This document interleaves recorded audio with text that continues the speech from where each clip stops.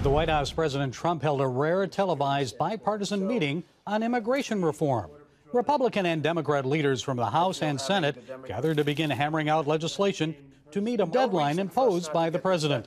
It affects about 800,000 children of illegal immigrants. Many of them are now adults. Here's what the president had to say. I feel having the Democrats in with us is absolutely vital because this should be a bipartisan bill. This should be a bill of love. Truly, it should be a bill of love, and we can do that. But it also has to be a bill where we're able to secure our border. Drugs are pouring into our country at a record pace. Joining us now with more is the founder and director of Numbers USA, Roy Beck. Mr. Beck, what was your reaction when you heard the president say that immigration legislation should be a bill of love? Is he going soft on immigration? Well, sometimes you do things for PR purposes, so I can kind of forgive him for using a phrase that the former governor, Florida Governor Jeb Bush used. He wants to do right and be helpful, give mercy to these young adult so-called DACA recipients who are here illegally. But what we want to hear more than anything is that he wants to show love to the vulnerable Americans that are struggling, even in this economy. So many Americans don't have jobs, aren't in the workforce at all, are struggling with very low wages. That has to be his top priority. And he says it's his top priority. The things that the White House put out say that his number one priority in immigration policy has to be struggling American workers. And it seems the president's willing to work a deal right away on DACA before negotiating a more comprehensive immigration reform bill. Is he wasting away the leverage he has with the Democrats?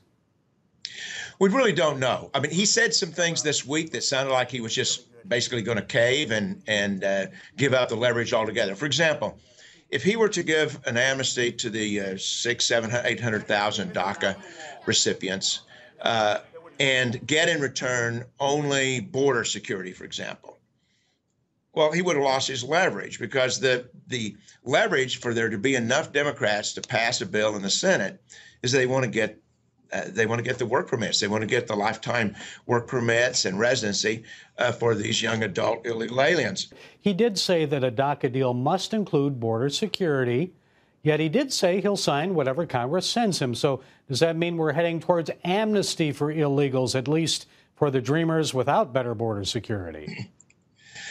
Well, one thing I think the American people have to adjust to is that the president is dead set on giving an amnesty. This would be the 8th amnesty, by the way. We've had 7 already, starting in 1986. And even Ronald Reagan, right? Yeah, the first one was under Ronald Reagan, and then there were 6 more in the 90s. I mean, not only does the amnesty reward illegal immigration, but the question is, do you set up the country for the next amnesty?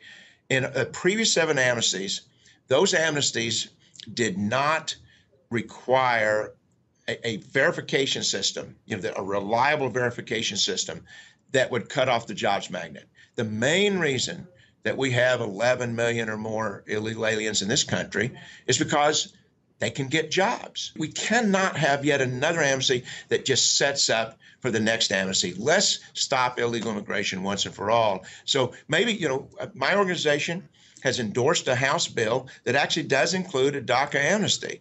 This is the first time we've ever done that. We fought every amnesty since 1996. Is that Bob Goodlatte's bill?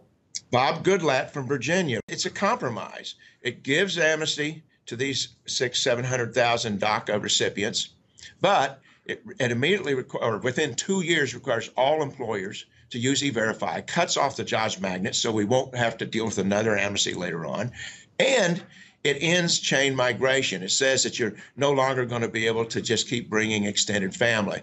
And President Trump, even before he was president, when he was campaigning, the wall, the wall, the wall, we need the wall. So I want you to listen to what he said about the wall. Is there any agreement without the wall? No, there wouldn't be. You need it.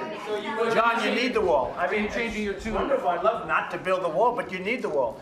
And I will tell you this, the ICE officers and the Border Patrol agents, I had them just recently up.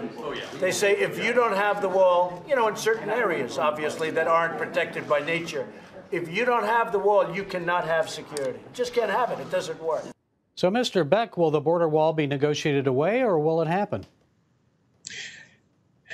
I feel fairly confident that there will be some additional wall and fencing, and I got to say that the wall is not the most important thing, because even if you've got a wall across all 2,000 miles, and it's very, very successful, the majority of illegal aliens today come to the country legally. They come here on visitor visas. They come here as tourists, as students, as temporary workers, and then they overstay their visas. I think you've been fighting these battles for at least 20 years, have you not?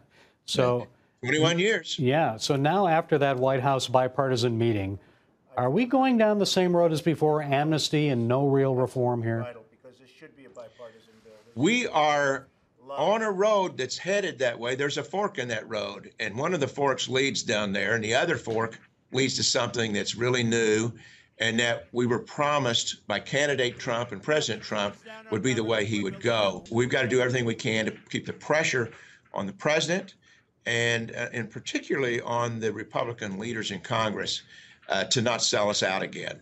Okay, he always keeps us guessing, doesn't he? Roy Beck of Numbers USA, thank you so much for your insights. Thank you for your time.